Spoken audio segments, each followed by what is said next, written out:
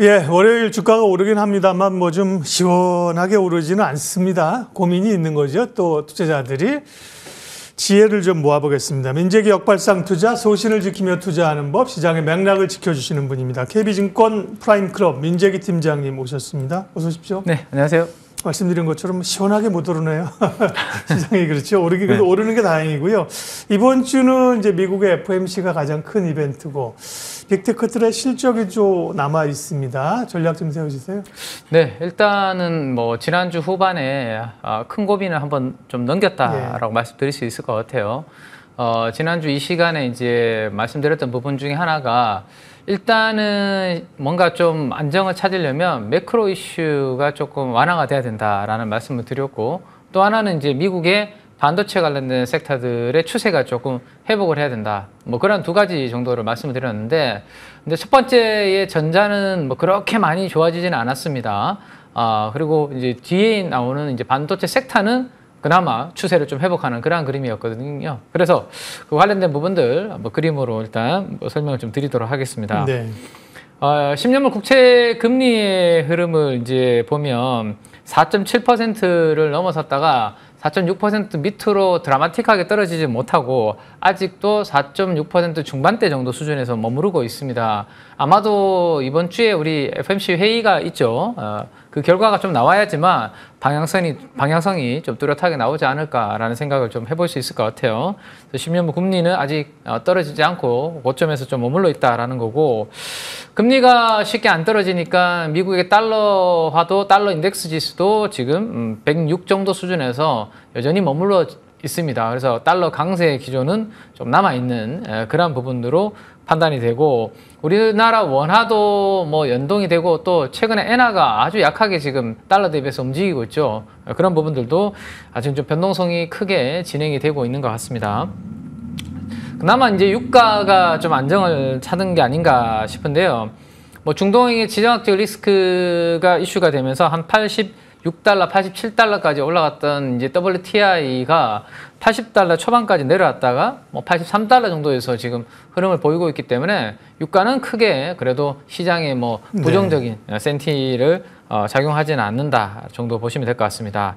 자, 우리나라 이제 원화의 환율인데요. 1,400원을 찍고 1,380원 아래로 지금 내려왔다가 좀 왔다 갔다 하고 있는데, 당분간은 1,350원과 1,400원 정도 수준에서의 박스권 움직임으로 좀 움직이지 않을까, 이렇게 한번 생각을 해볼 수 있을 것 같습니다. 만약에 달러가 이제 FOMC 회의 이후로 파월이 시장에서 좀 좋은 이야기를 해준다라면, 달러가 약세를 꺾이고 우리나라 원화가 좀 강하게 움직인다면, 최근에 외국인들의 수급이 삼성전자에는 조금 주춤하고 있는데요. 그들 쪽으로 수급이 조금 강하게 유입될 수 있는데, 아직은 그 방향성을 조금 지켜봐야 되는 부분이 있겠습니다. 그래서 이제 지난주에 매크로 이슈는 뭐 그래도 나빠지진 않았지만 그래도 드라마틱하게 좋아지지는 못한 모습이고, 대신에 이제 성장주들 쪽에 이제 금리 인하 기대감이 후퇴가 되면서 차익 실현이 강하게 나왔다가 추세를 다시 좀 복구를 하는 그런 모습이 우리 시장한테는 긍정적인 부분 아닌가라는 생각인데요. 자, 일단 필라델피아 반도체 지수 흐름 한번 보시죠. 거의 V자로 이번에 빠진 부분은 이동평균선 밑으로 내려왔던 부분들은 다시 그대로 다 올려놓는 그런 흐름이었습니다. 뭐 21선, 51선까지 바짝 지금 올려놓고 있는데요. 자, 이 부분은 뭐 반도체 섹터의 추세 복귀는 나쁘지 않은 우리한테 작동을 할 것 같고요. 자, 나스닥도 뭐 우여곡절을 겪었지만 그래도 16,000포인트 부근까지 이렇게 반등에 성공을 한 모습입니다. 이동평균선이 근데 아직 주가보다는 좀 위에 있기 때문에, 그러니까 위가 좀 누르고 있네요, 그죠? 뭐 심리적인 저항선으로 우리가 이제 생각을 좀 많이 하죠. 이동평균선 밑에 있을 때는 좀 지지 역할을 좀 하는데, 위에는 아직 그래서 심리적인 저항은 좀 머물러 있다라는 것을 한번 보시면 될 것 같고요. 제가 이제 우리 시장이 한참 안 좋을 때 외국인들의 선물 이 누적 포지션을 한번 말씀드린 적이 있었습니다. 고점 대비해서 한 6조 정도의 매도가 이렇게 나오고 나면 대체적으로 작년도 올해 초에도 바닥을 좀 잡았다. 그래서 네, 1월 달에도 6조 정도 빠지고 돌아서는 모습이었는데, 최근에 오른쪽을 보시면 약 9조에서 3조 정도까지 빨간색이 내려왔으니까 여기서도 한 6조 정도 지금 내려온 거거든요. 그럼 이 정도 수준에서는 이제 얼추 외국인들의 선물 매도 포지션은 좀 나온 게 아닌가. 뭔가 모멘텀만 만들어지면 빨간색이 돌아서면서 선물 지수도 같이 시장한테는 우호적인 역할을 해주지 않을까라는 기대감도 한번 가져볼 수 있을 것 같습니다. 자, 외국인들이 근데 아직까지 과거에 우리가 1월 달부터 3월 달 정도에 들어왔던 것처럼 강도가 좀 들어오진 않고 있는데요. 그나마 다행스러운 부분은 4월 10일 날 미국의 CPI가 튀고 난 다음에 외국인들 수급이 조금 주춤했었는데요. 지난주 후반부터 지금 보시는 것처럼 다시 위로 이제 그래프가 올라오고 있습니다. 하루하루 외국인들의 현물 순매수의 흐름인데요. 조금씩 회복이 되고 있는 그러한 부분들을 볼 수 있을 것 같고. 자, 요거는 제가 이제 지난번에 시장의 변곡점을 파악할 때 곧버스 ETF에 대해서 개인 투자분들이 다시 들어오기 시작하면 시장을 하방으로 본다라는 거고 네. 개인 투자분들이 대중들이 시장을 하방으로 보면 지수가 바닥을 찍을 수 있다라는 말씀을 드렸는데 지난주 한 주 동안의 흐름 보시죠? 퐁당퐁당이네요. 네, 퐁당퐁당인데 4월 11일부터 4월 한 19일 정도까지의 매도 포지션보다는 어쨌든 이제 그러네요. 외국인들이 중간중간에 곧버스 이제는 또 시장이 이제 안 좋으니까 개인 투자분들이 시장이 좀 안 좋으니까 곧버스를 좀 사볼까 하방으로 베팅을 하는 수급이 들어오니까 오히려 지난주에는 이제 바닥을 찍고 지수는 좀 올라오는 그런 그림입니다. 그래서 이 곧버스 ETF도 이번 주에 이 대중 개인 투자분들이 여전히 이 하방 쪽으로 매수세가 좀 들어온다라면 저는 시장은 여전히 조금 견조한 흐름이 될 수 있을 것 같아요. 그래서 추세적으로는 이런 그림인데요. 오른쪽 하단부에 있는 개인의 빨간색 그림이 매도가 나오다가 지금 멈췄고 살짝 매수로 돌아서려고 하고 있습니다. 이게 매수로 돌아서면 지수는 이제 제한적인 반등을 좀 이어갈 수 있지 않을까 그렇게 한번 생각을 해보시면 좋을 것 같습니다. 네. 그러니까 대체로 강한 상승은 아니지만 조정 속의 상승 모색 이 정도로 지금 시장을 보면 될 것 같습니다. 네, 바닥은 좀 잡은 상황. 네. 자, 그러면 이제 섹터 전략을 볼 텐데요. 미국은 빅테크들이 워낙 실적에 좀 변동성이 있었고 대체적으로 실적이 물가나 여러 지표들을 압도했었고요. 지난주 우리 시장은 또 그 금융주들이 엄청 강했어요. 강했죠. 네. 네. 그리고 또 많은 분들의 관심은 여전히 반도체인데 좀 눈여겨볼 섹터 오늘 어떤 거 말씀해 주실 거예요? 네, 일단 그 테크 섹터가 미국에서 추세를 좀 돌려야지만 우리한테도 이제 힘이 될 수 있다라는 말씀을 드렸는데 다행스럽게 돌렸습니다. 돌렸고 특히 마이크로소프트와 구글이 큰 역할을 해줬죠.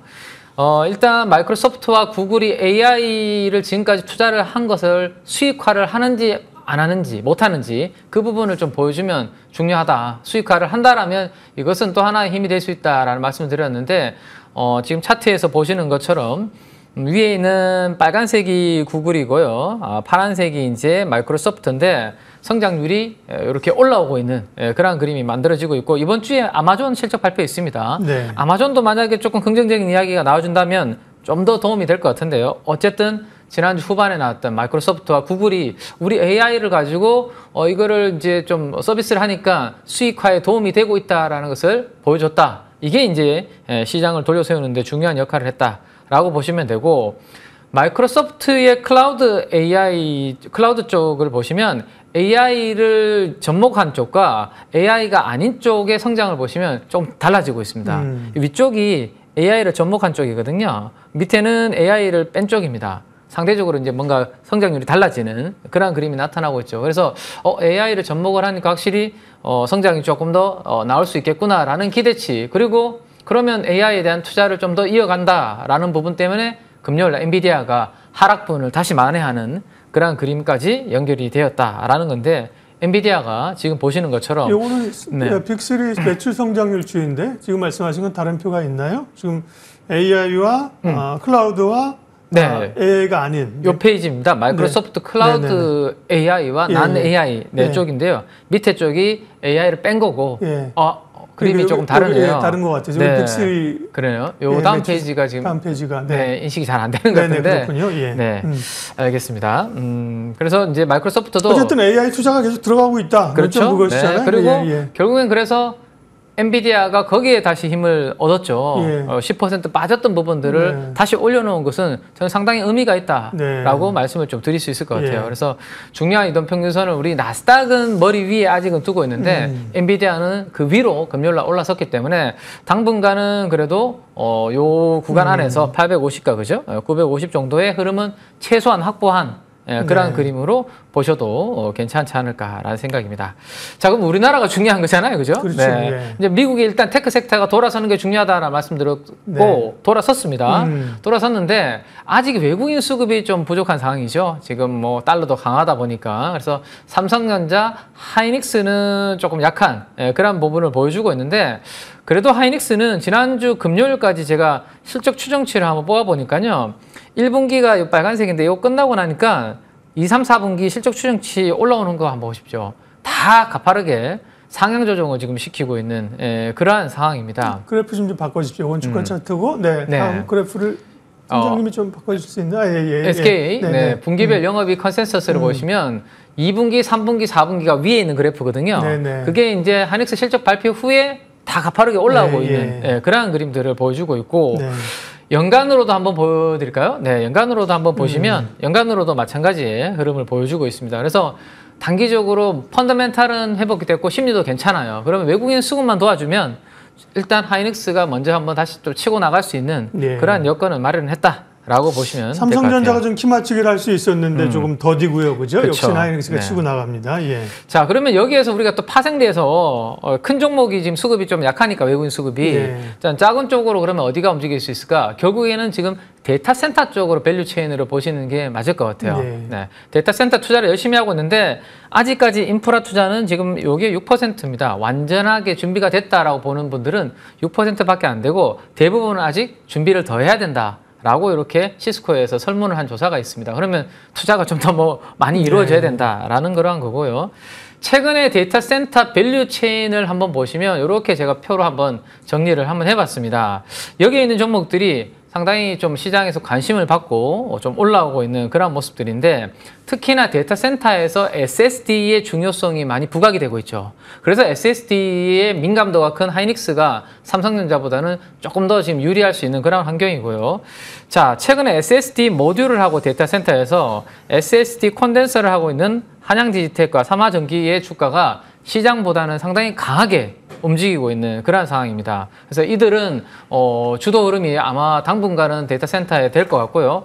그 후발주자로서는 삼화 콘덴서라는 기업이 있는데요. 데이터 센터 내에 들어가는 슈퍼 캐패시터 콘덴서 쪽에 모듈을 하고 있는 기업입니다. 그래서 여기까지 시장에서는 좀 확장해서 아마 볼 수 있지 않을까라는 차원에서 데이터 센터 밸류 체인에 대해서 당분간은 좀 개별 테마로서 관심을 두고 모니터링을 좀 하실 필요가 있겠다라고 정리를 좀 해드리겠습니다. 예, 여전히 AI에 대한 투자들 그리고 국내는 반도체 그 가운데 조금 디테일하게 데이터 센터 그리고 관련된 IT 기업들 관심주를 주셨습니다.